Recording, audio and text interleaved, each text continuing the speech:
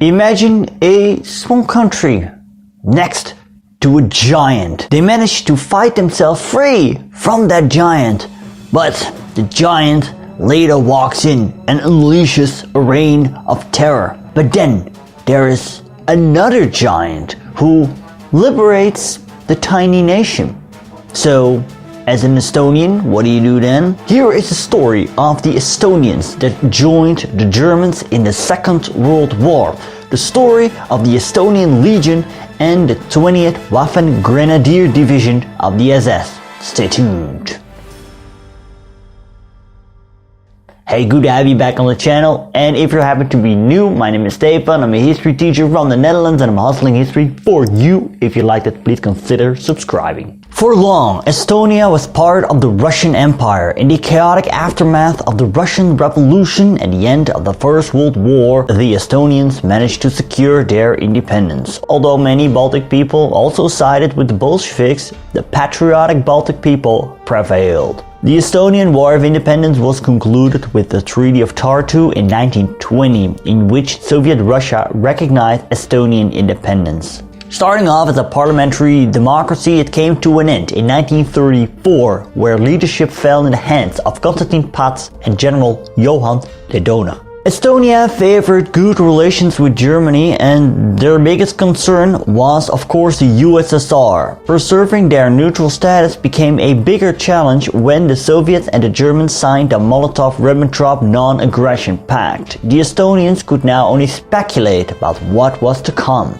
And what was to come was already determined in the secret protocol of the pact between Nazi Germany and the Soviet Union: annexation. And this started mid-September 1939, when the Germans had invaded Poland earlier that month. A Polish submarine had entered the harbor of Tallinn, the Estonian capital. The vessel and its crew were captured, but the Polish sailors managed to get away with the submarine. The Soviets accused Estonia of violating their neutrality and forced the country to sign a pact of mutual assistance, stationing 25,000 troops in the country. Later, Baltic Germans were forced to leave for Germany as the Soviets officially annexed the country in the summer of 1940. The Estonian military, encouraged by Finnish success against the Russians, more adamantly professed the idea that armed action should at least be attempted. The decision not to resist lingered in the collective memories of the Baltic people as they weighed the prospects of joining Hitler. Action was taken against them, their families, and other Estonians mid-June 1941, a week before the German invasion of the USSR started. Known as the June deportations, around 10,000 Estonians were deported to the USSR. And then, on the 22nd of June 1941, the Germans launched Operation Barbarossa. Army Group North was to advance through the Baltics and aimed its arrows at the Soviet city of Leningrad.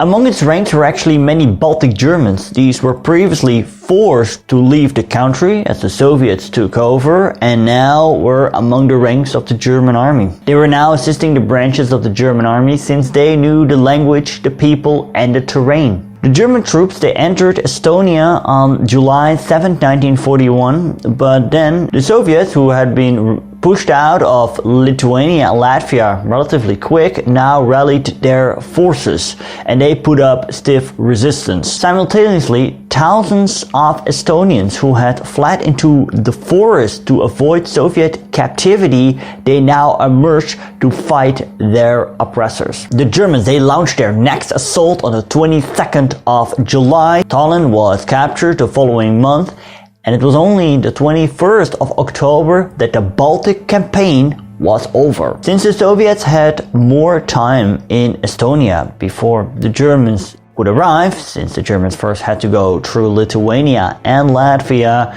they managed to deport another 61,000 Estonians.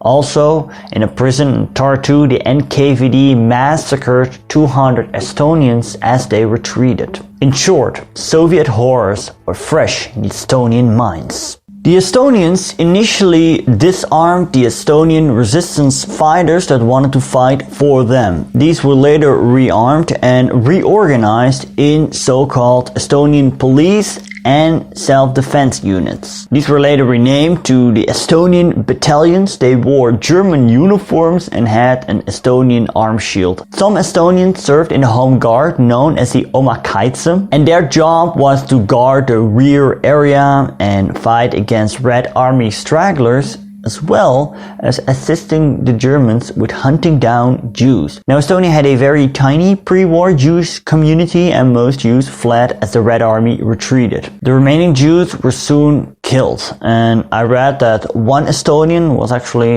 in the Einsatzgruppe and took part in the killing. All in all, the Estonians proved to be quite cooperative. By the end of 1941, nearly 40,000 Estonians had offered their services for the Germans.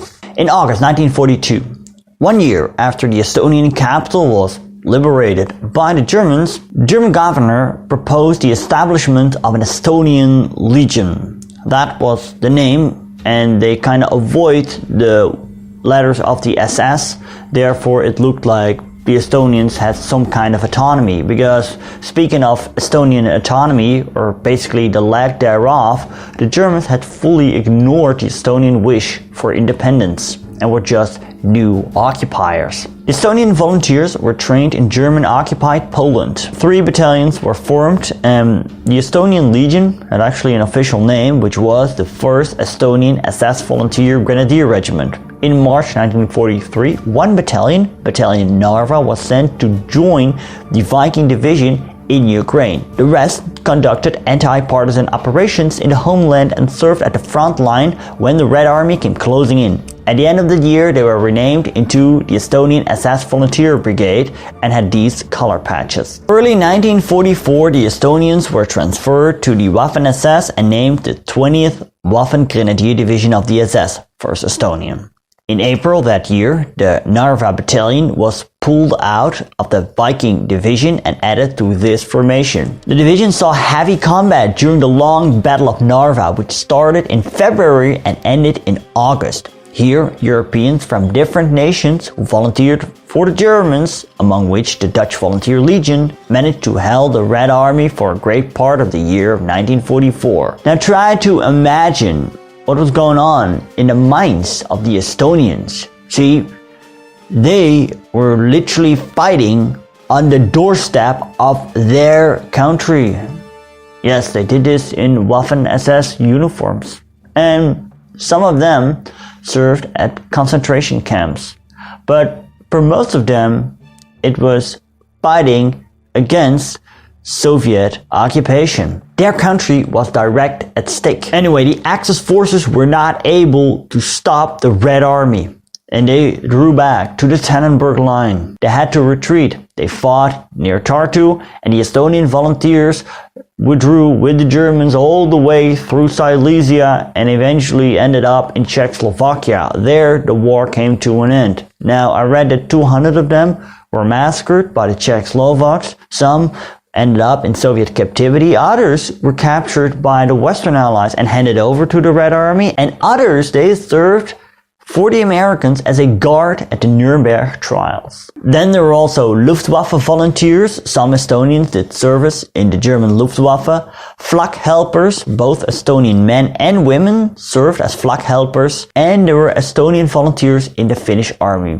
It is interesting that there exists so much army formations for such a small, tiny country. Thanks to my patrons, you see on screen, and a special thanks to Johan, Peter King, Tanya Dixie, Henry Clarkson, Rob Park, RL, and Colin Castleman. A big shout out to James McAllister, who provided me with some of the research material. If you want to learn about non-German Axis volunteers, I have a playlist for you right here.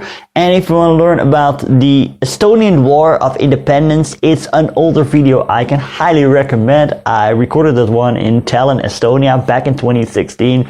It's right here. Thank you so much for watching, and et näha!